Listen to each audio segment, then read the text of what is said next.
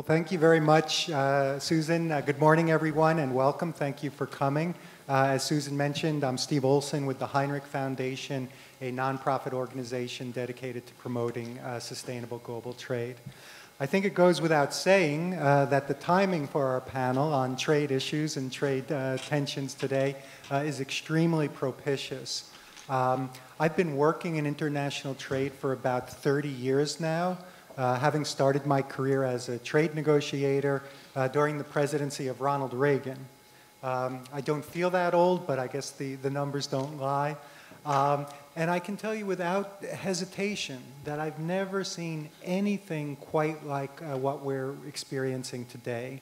So we've got a lot of interesting things to talk about, and we're fortunate we've got a top-notch panel to help us unpack these things. We've got Stephen Okun, who's a senior advisor with McLarty and Associates. We've got Xiaoming, research fellow at Shanghai Institute of International Studies. And last but certainly not least, Eduardo Pedrosa, Secretary General of PECC, Pacific Economic Cooperation Council. I'd like to take a couple minutes and get our conversation started. I'd like to attempt to provide a bit of a broader context for understanding some of these trade disputes that we're seeing.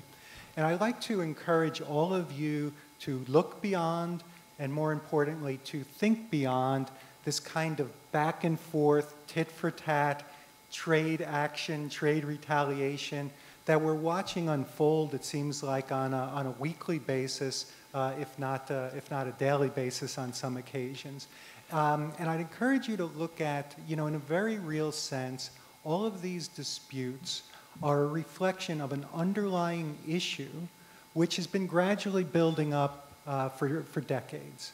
And in simple terminology, the existing trade system we have in place is entirely incapable of coping with or accommodating a country as large as China, which is playing the game of international trade by a somewhat different set of rules, specifically state-directed capitalism. So our existing system, of course, came into being in the immediate aftermath of the Second World War, and it was unapologetically created in the philosophical image of the United States. Free markets, free trade, and a hands-off government approach to business. Now, in the early decades of that system, no one could have even conceived of the rise of China. And if you had suggested it, people would have thought you were crazy. In the later decades, as China's rise became more self-evident, the assumption was made, the very incorrect assumption was made, that China would inevitably become more like the United States, gravitate towards the Washington Consensus principles. Well, today, we've finally arrived at the point where those illusions are gone, and everyone understands, or at least everyone should understand, that China is going to continue to pursue its own unique brand of economic development, state-directed capitalism and trade policies, which at least in some respects are quasi-mercantilist. And if you look at all of the disputes that we see unfolding today, almost all of them are a reflection of the fact that we've got a trade system predicated on Western philosophies that assumed everyone was going to follow Western philosophies and made no provision for accommodating a different economic system. And as China's economy continues to grow in size and sophistication, it is inevitable that we're going to see an increase in these points of friction between these two very different economic systems bumping up against each other. So for instance, consider the steel dispute, the steel tariffs. The steel tariffs were necessitated by a global glut in steel that's largely the result of significant increases in Chinese production that was spurred by Chinese government subsidization and then trade policies which facilitated the export of that excess capacity onto global markets. I said export, critics would say dumping of that excess capacity onto global markets. Or look at the intellectual property disputes that we see. The crux of those disputes is a highly ambitious government-planned industrial policy called Made in China 2025, which is aimed at gaining preeminence in 10 strategic industries, again, built on the back of government incentives, government subsidies, and a whole variety of non-market behaviors. Now, I want to be very clear. I don't think there's any point in having a debate or an argument between systems. Which system is right, which system is wrong, which system is better, which system is worse. I think that's a waste of time. What's clear is both systems are here to stay. What we should be focusing our attention on is how do we develop a framework, how do we develop a modus vivendi to allow these two systems to kind of coexist with each other. Because I'd hasten to remind everyone that the US-China trade and investment relationship has been immensely mutually beneficial, and so we've got to find a way to keep things on track. Okay, with that, I'll draw my comments to a close, and I'll turn to my panelists. Steve, what's your take on where we are today with these trade tensions and the trade situation in general? I think the way you put the point shows why it's inevitable that I think we already are in a trade war, and if you want to say we're in a trade skirmish right now, that we will inevitably become in a trade war, because it's very difficult to have those two systems in balance and coexisting when you're going to expect reciprocity both ways. And the issue we have now is that the U.S. has a fairly open market. The U.S. is far from perfect, and I can give you many examples where the U.S. is protectionist. But the U.S. has a fairly open market, and China does not. And that's why we are in this trade war, or soon to be in a trade war. I'll just read a quick quote from the U.S. Secretary of Commerce. China's unprecedented state-driven interference would distort the market and undermine the innovation ecosystem. Okay? That was Secretary Pritzker, President Obama's trade secretary, not Secretary Ross. This is a problem the U.S. has been battling for years now. And if you dive deep into Made in China 2025, Steve, you know, which you referenced, you look at the specifics that China is going to go to, where they set quotas of how they are going to dominate all of the top 10 industries for the 21st century, how they're going to have a quota so they hit the right amount of green energy, how they're going to have a quota so they hit the number of computer chips, you know, the chips that have to get made in China that go into smartphones. They have quotas when it comes to robotics. 70% of the robotics sold in China are going to have to be sourced and manufactured in China. And so if you're going to insist not only on state support, but well beyond state support, and then you couple it with what the U.S. found when it did its investigation before it launched its IPR tariffs, where you talk about the forced technology transfers, when you talk about cyber theft, when you talk about the discriminatory licensing practices. All of that cannot coexist with the WTO system that we have in place. And so now where I will take great debate and completely disagree with the U.S. government is how it's trying to solve that problem. The way to solve this problem, in my mind, is not to have unilateral tariffs against China while you're also engaging in unilateral tariffs against your allies, the EU and Japan and Mexico and Canada and Korea. I mean, that is not the way we are going to change China. It's not the way we're going to get out of the WTO system and make it better. And so that's what we have to move to. You know, I often get asked, you know, I do interviews and people say, well, you know, why is it that President Trump is doing this? And I said, because President Trump is very clear. He believes that the way you judge trade is based on the balance of trade between two countries. And if we're in a trade deficit, we, the U.S., then we're losing. And we have to do everything we can to get out of that trade deficit. And the way we're going to do that is through unilateral tariffs. And furthermore, we're going to completely exit the multilateral system. And we're going to negotiate bilaterally, because the U.S. does have the largest market. The U.S. does have the market that everybody wants to get to. And when you get into a one-on-one negotiation and you're the U.S., you're always going to win, and your opponent is always going to lose. It's not seen as a win-win. And so that is what is causing all of these frictions. And the U.S. made a huge mistake in pulling out of the TPP. I will say that the government Republican and Democratic administrations, the U.S. business community did not do enough of what the Secretary said this morning, of working with labor, working with consumers, showing them the benefits, maybe changing the way we did things, and we needed to do better. But pulling out of the TPP and not replacing it with anything is a huge mistake by the Trump administration. The AmCham here in Singapore was the first U.S. Business Association to urge the U.S. to come back to the TPP. We've sent that message to the government. I hope that they listen. I don't think that they will. So it's very hard to be optimistic right now in saying we're not going to go into a full-fledged trade war. I will say one thing I read this morning, and Steve, I'll close in this, and what you mentioned when we were just talking about how you have to follow everything. The EU in China today, Asia time, announced that they're going to try and reform the WTO. That they recognize the WTO as it was set up more for trades and goods and not trades and services. And it is very depressing to me that the U.S. is not part of this effort, that the U.S. has decided to go off alone.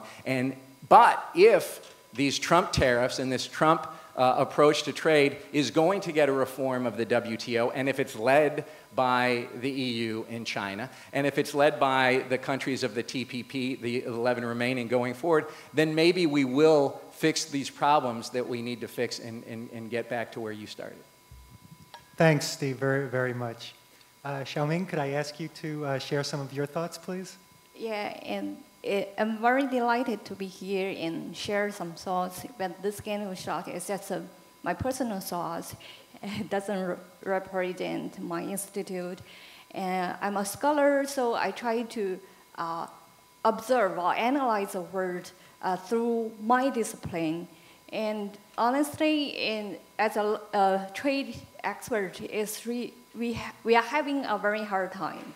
And in the past few months, maybe 2 or 3 months, and we try to figure out the U.S. trade policy change. We try to understand the trade agenda of Trump administration, its priority, and what's the possible solution he would propose in resolving the bilateral trade frictions, and what kind of change he would to bring forward to the world. But honestly, it's really, really hard to find a clue or logic. And honestly, one of my colleagues gave up reading this kind of official documents. They try to kind of like see the tweeters of Mr. Trump, President Trump, and try to catch up the keywords he's using and to give something useful, try to have this kind of clue to understand the U.S. trade policy. It creates a lot of uncertainty, not only on the bilateral trade relations, but also on the regional and multi-trading systems. And I think this morning, the previous session, I heard the similar points of views from the audience. So, about 10 years ago, then the whole world suffered the financial crisis in 28. But now, after a lot of consistent efforts from the whole world, and we cooperate each other, and then we have this kind of economic recovery. But this kind of inconsistent signals sent by President Trump confuse not only Chinese scholars, officials, but also the world, that this kind of the trade policies imposed by the current administrations may hurt the economic recovery, which is really hard to achieve. So my point is that I completely agree with Stephen that we have to drag ourselves a little out of the whole picture, not only bilateral U.S.-China relations, but also what kind of world. And the rise of China is a kind of fact, but at the same time, what kind of world both U.S. and China can work to create. So it's kind of system, the multilateral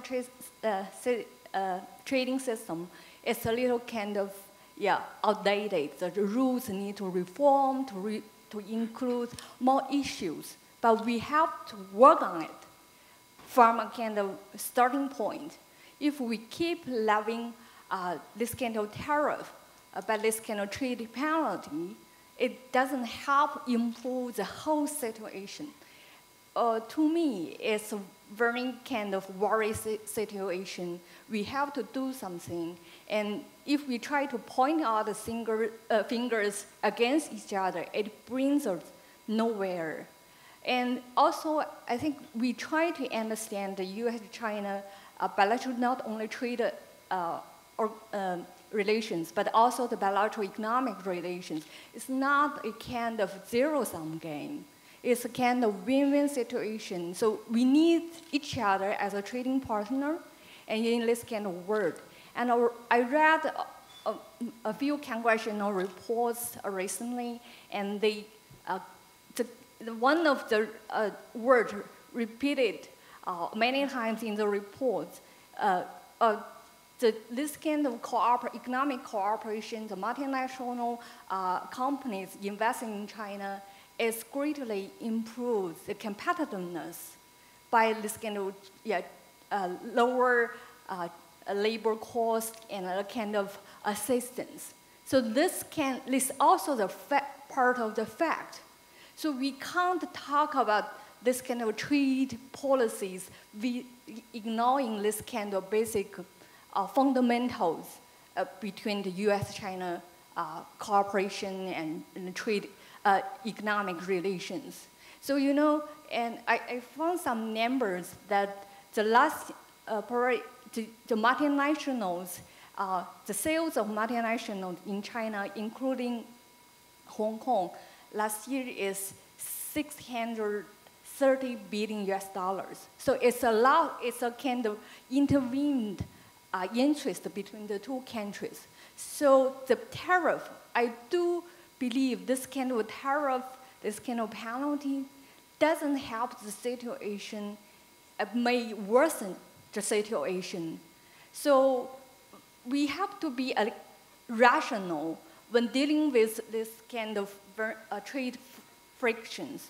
We have to do something constructively and in the long term of view, not only protect certain industries such as steel, and we also have to renavigate China and US in this kind of long-term picture, both historically and horizontally.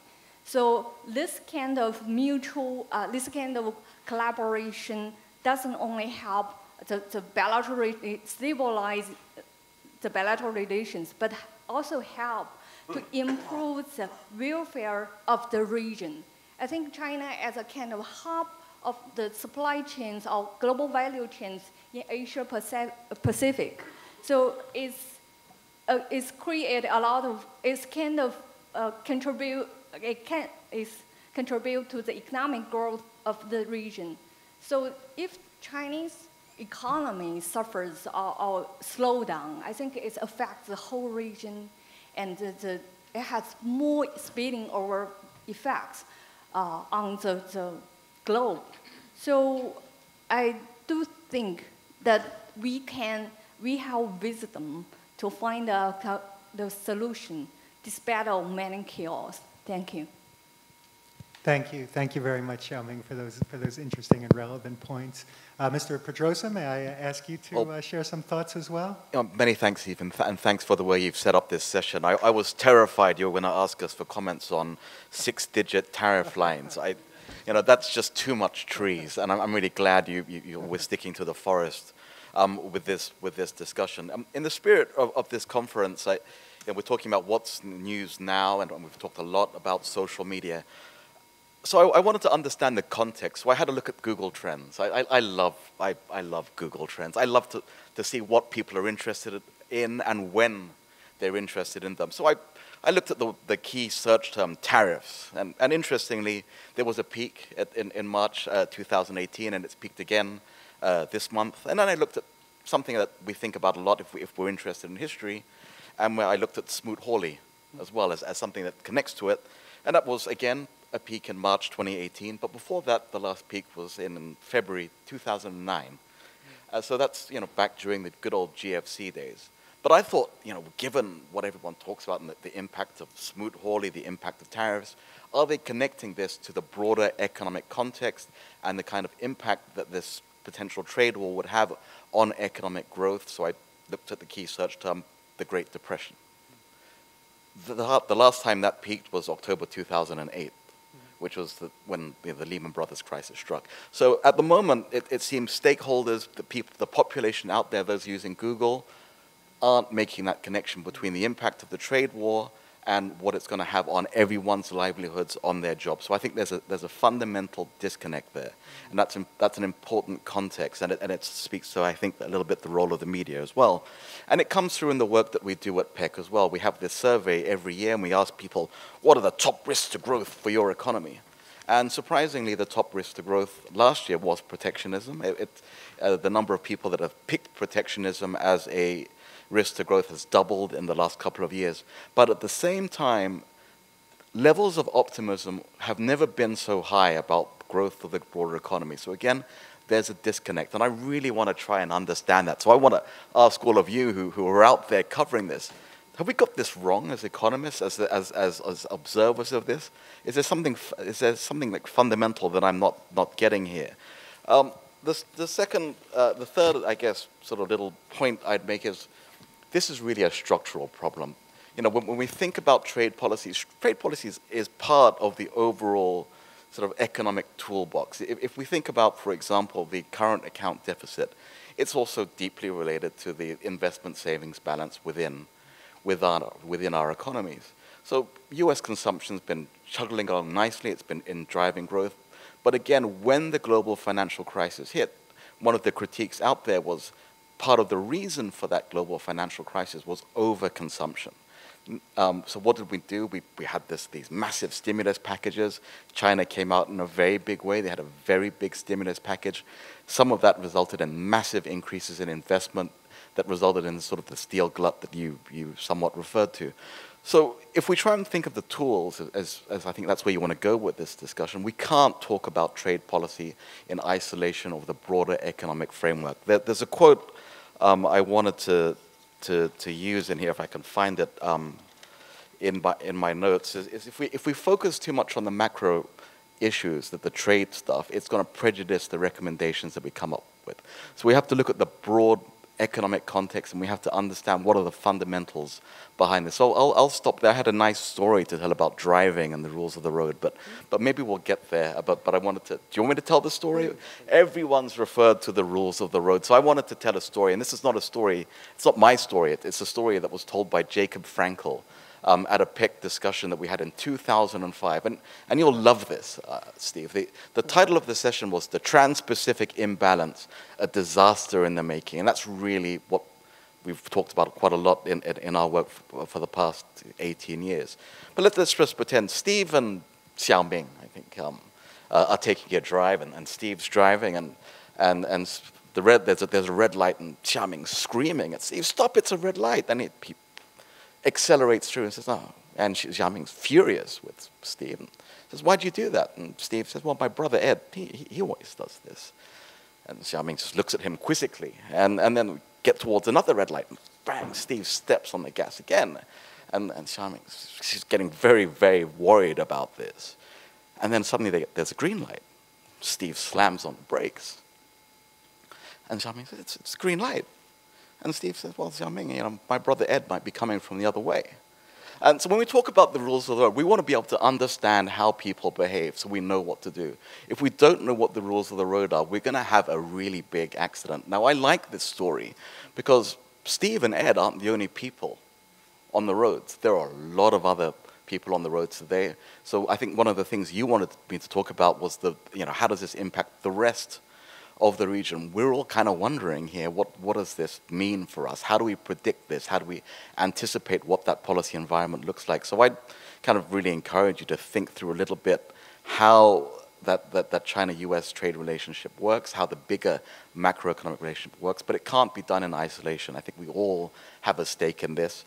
If things go wrong, they could be very bad. I wonder if we have more stories about Smoot-Hawley and the Great Depression, whether people will get kind of really worried.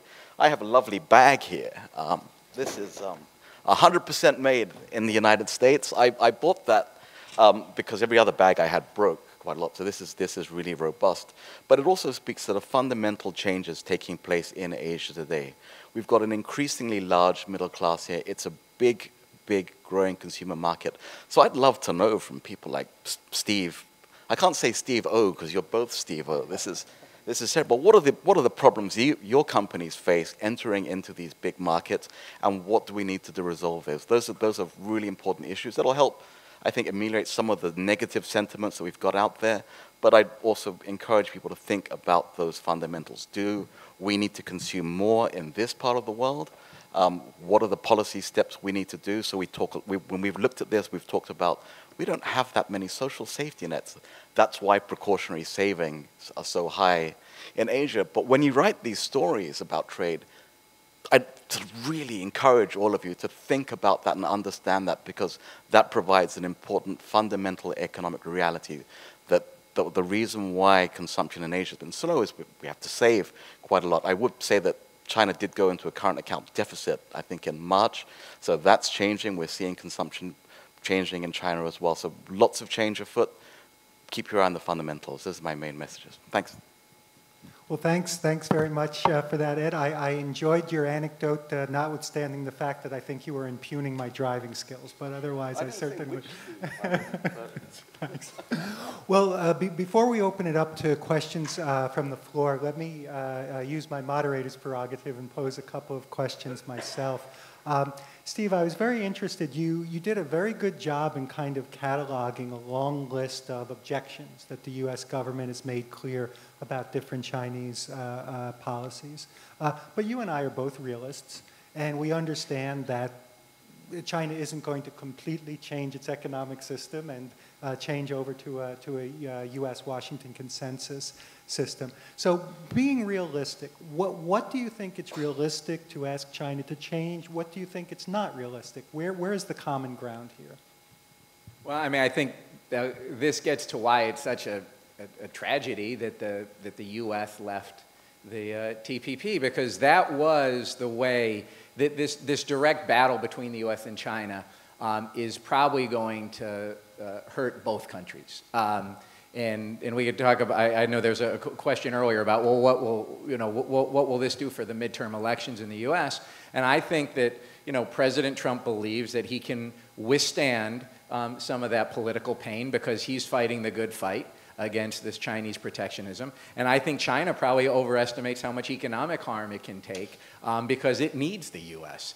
Economically. And so both sides might think this is the right time to fight that trade war. And so the way to get out of that bilateral friction is to have these multilateral frameworks. And that's why the TPP was so important, because it addressed all of these issues about unfair competition with state-owned enterprises. It talked about cross-border data flows. It talked about intellectual property rights. It talked about why you should be able to use WhatsApp in a country, why you should be able to use Facebook or Google in a country when you can't today, why you should be able to use your payment systems in a country when you can't today. And so that would have given China an incentive to have changed and to have played by those 21st century rules. And the U.S., I think, or I should say, the Trump administration does not recognize that. They think they can win this out on tariffs and then blocking Chinese investment into the U.S. And so I'm not optimistic that we're going to be able to solve this bilaterally. I think the only way to solve this is multilaterally. And it appears that China even recognizes this, because now they're going to start working with the EU to try and come up with some system. So when we find the right multilateral framework, but that's going to take time, and that's not going to avert this trade war that's already started. We've already got the steel tariffs, the aluminum tariffs, the tariffs on solar panels, the tariffs on washing machines, and now we're going to start putting on 50 billion and 200 billion and 200 billion on top of that. Fair enough. Thanks, Steve.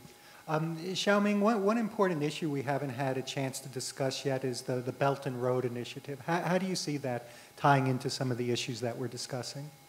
And Belt and Road Initiative, to my understanding, I think it's a kind of opportunity for the nations. Particularly, there's some nations which were not part of the latest round of globalization. So because of the poor facilities, when I was small, and I still have this kind of memory, and the road is not very flat, and the cars, when the cars are rusty, and there's the dust. So I think this kind of facilities are very useful and necessary to a kind of the nation's economic development. And I think I grew up in the opening up policy, so I witnessed the changes have taken place in the whole country. So I have to say that the facilities are very helpful to this kind of fast, rapid growth of Chinese economies in recent decades.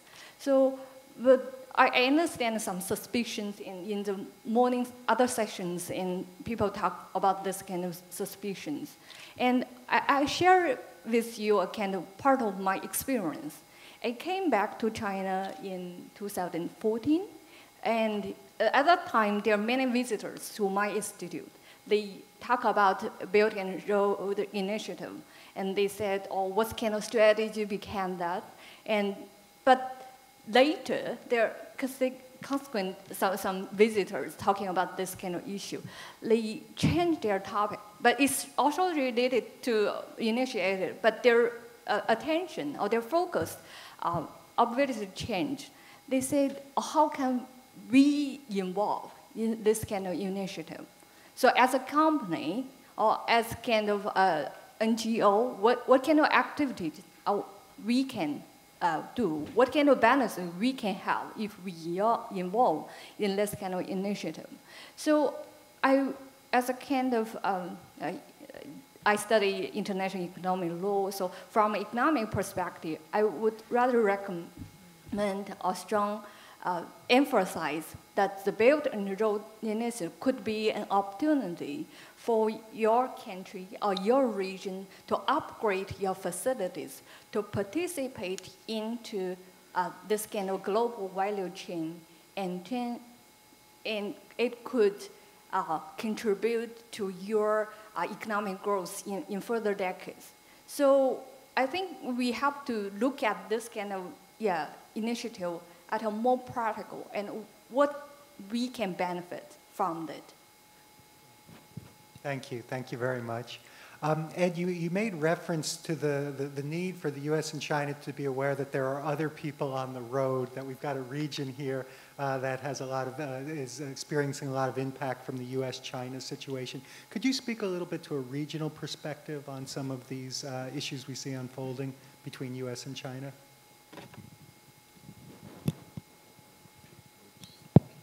Yeah, well, I mean, part of the massive increase in trade that we've seen over the past couple of decades has been the emergence of these global value chains that everyone's been talking about. So for example, if you're trying to, let me put it this way, so much of what China exports from China to different markets around the world comes from many, many different places. So if you think in terms of the Apple supply chain and so on and so forth.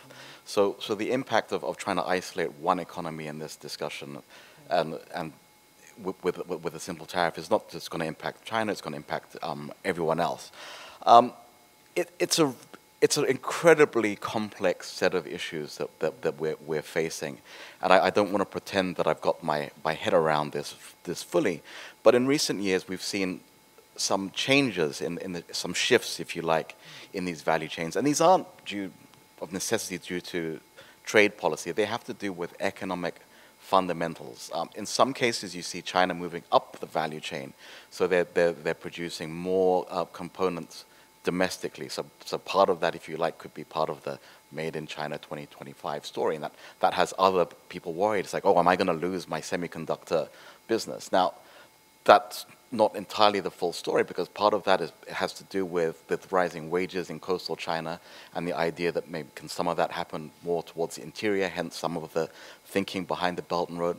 But we also see this in the United States as well. The US is extremely competitive when it comes to manufacturing, and part of that has to do with very low energy costs compared to everyone else. So we see some manufacturers saying, well, let's take a look at manufacturing in the US. That's due to fundamentals, that's market driven, and it's not due to protectionism or policy shifts. It has to do with fundamental competitiveness issues. And that's why I keep on coming back to the sort of economic structures, the structural changes we're facing.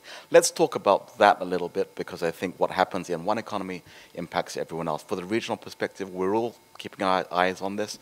We're all deeply connected. There's no way we can just look at this as a G2, if you like. Everyone's got to look at this broadly, but having a conversation that works is difficult when you've got 195 people around the table. So that's why the WTO doesn't work.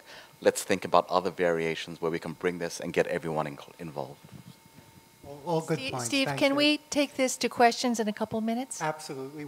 Actually, why don't we? I know we're rapidly approaching lunch. Why don't we move to questions now? Do we have Susan? You would say 3 questions. We're in a position to take.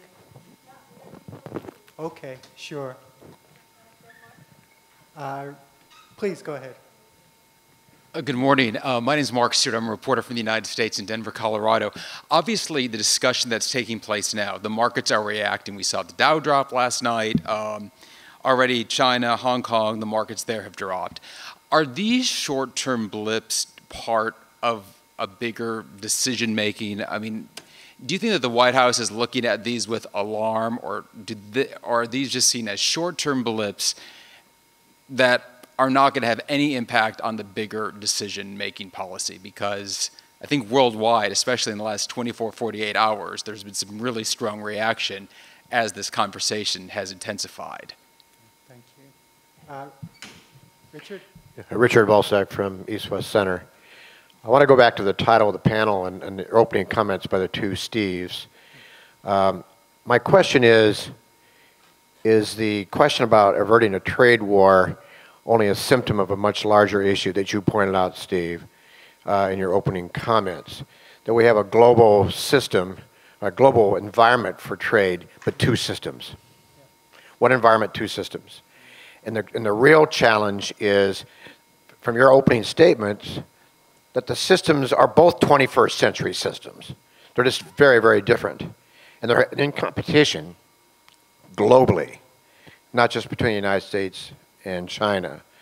So the question becomes, not how do we avert a trade war, but how do we square the circle on 2 massive systems, not just the US, but Western system of the Washington kind of agreement on how they'll do things, and a very strong, dynamic, and powerful different system that plays by rules it has set for the 21st century, which are incompatible.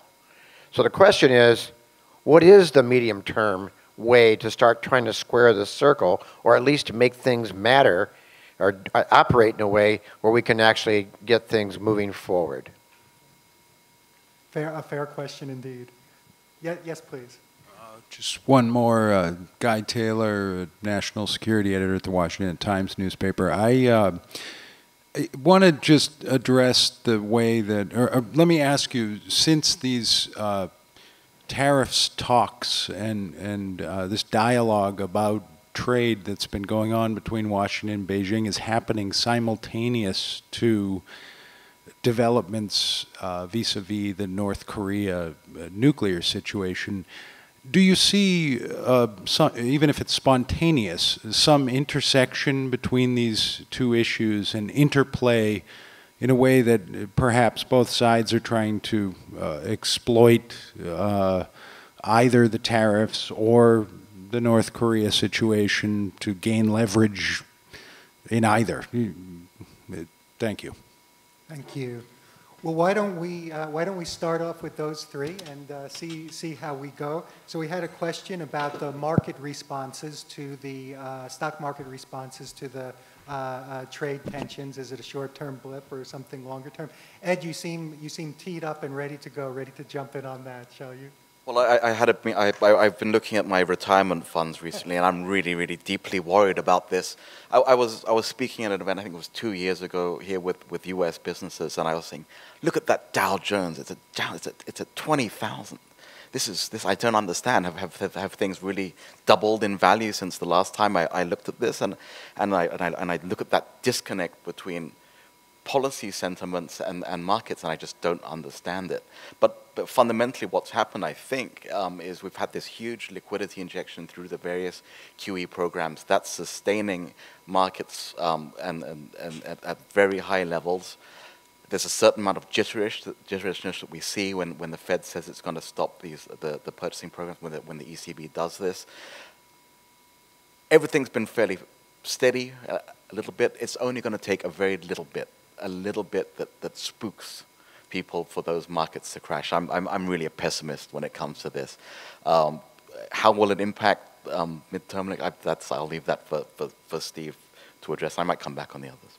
I mean, I think Xiaoming made the point that she and I think Chinese government, Chinese policymakers have a tough time trying to figure out what the U.S. trade strategy is, what Donald Trump's trade strategy is. It's not clear, they can't figure it out.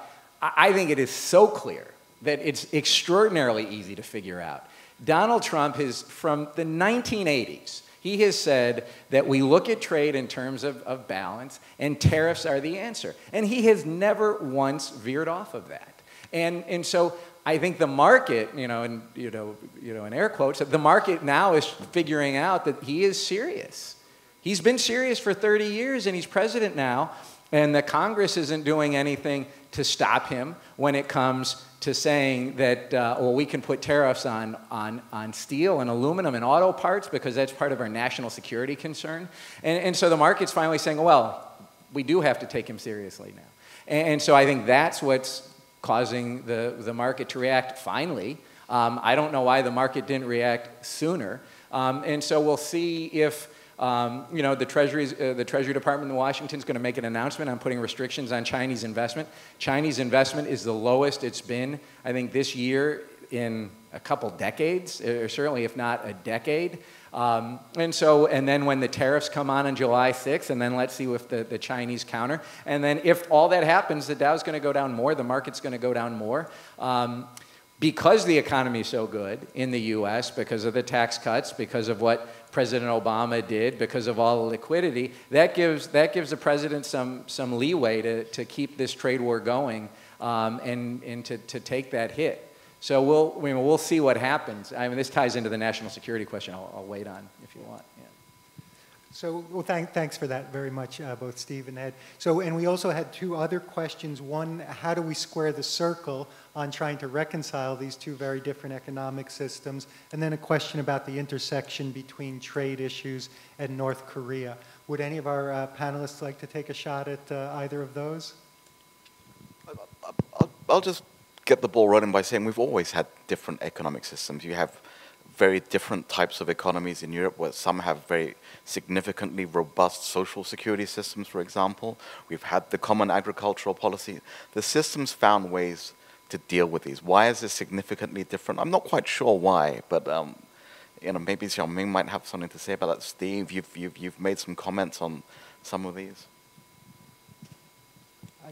For whatever it's worth, I'll chip in a couple of points. Richard, I really think you've put your finger on what is the $64,000 question. I mean, how we square this circle is going to determine where we're going in trade over the next couple of decades. I'm going to give you a very unsatisfying answer. I think the only solution, the only way that you square that circle is I think both systems are going to have to compromise. And both systems are going to have to accept some modifications and some behaviors on the part of the other system that they're not 100% comfortable with, but it's the only way because you cannot expect the other system to disappear. Now, whether that's going to take place in a WTO framework, in a regional framework like APEC, or worked out in a kind of bilateral framework between the U.S. and China, I have no idea. But from my point of view, the only way that you square that circle is there's got to be a little give on both sides. Did you have something, Xiaoming, you wanted to add to that? And just, Richard, and then I'll tie it into the national security one. I think the answer is you have to do it multilaterally. And, I mean, to really oversimplify things, right? I mean, the Bush administration tried to do it multilaterally through a WTO negotiation that failed. The Obama administration tried to do it multilaterally through the TPP and TTIP with the Europeans. That didn't work. The Trump administration has now said, the multilateral system does not work. We're the biggest player on the block, and we're going to do it bilaterally. I think that's going to fail even worse than the Bush and Obama approaches. And so I think it's going to swing back to try and where everybody's going to come together and say, okay, now we got to get serious about some multilateral framework. It could be a multilateral framework like the WTO, a plurilateral framework like TPP, but that's what it's going to have to come to. But I think, unfortunately, it may take us to get a trade war with all of this pain and suffering that goes along with it to get us there, and maybe we're going to have to hit bottom before we get to the crux of the problem. And then just quickly, in terms of national security, President Trump has been extraordinarily transactional and bilateral in his approach to foreign policy and his approach to national security. If you start to see this easing of sanctions against North Korea and a lot more commercial development going in, and Kim Jong-un not living up to the commitment to denuclearization, then maybe President Trump would trade off some trade sanctions to get that maximum pressure back on. So I think it's open to see. I think he's a very transactional president, and why wouldn't that be something that he would consider? The only additional comment I would make on that point would be to say that geostrategic and foreign policy considerations have always influenced U.S. trade policy, but typically U.S. presidents kept their mouth shut about it. Okay, President Trump is the first one to come out and explicitly draw these connections, and I remember being astounded by one of his tweets in response to whether or not the U.S. was going to designate China as a currency manipulator, and he sent out a tweet saying, "Why would I designate China as a currency manipulator? I need their help on North Korea." And, it's kind of a slap your head against your forehead moment. I mean, it's been understood as a subtext that this is the way trade policies have been conducted, but Trump is the first to so explicitly connect those two. But for now, ladies and gentlemen, would you please join me in providing a warm round of applause for a very good panel discussion.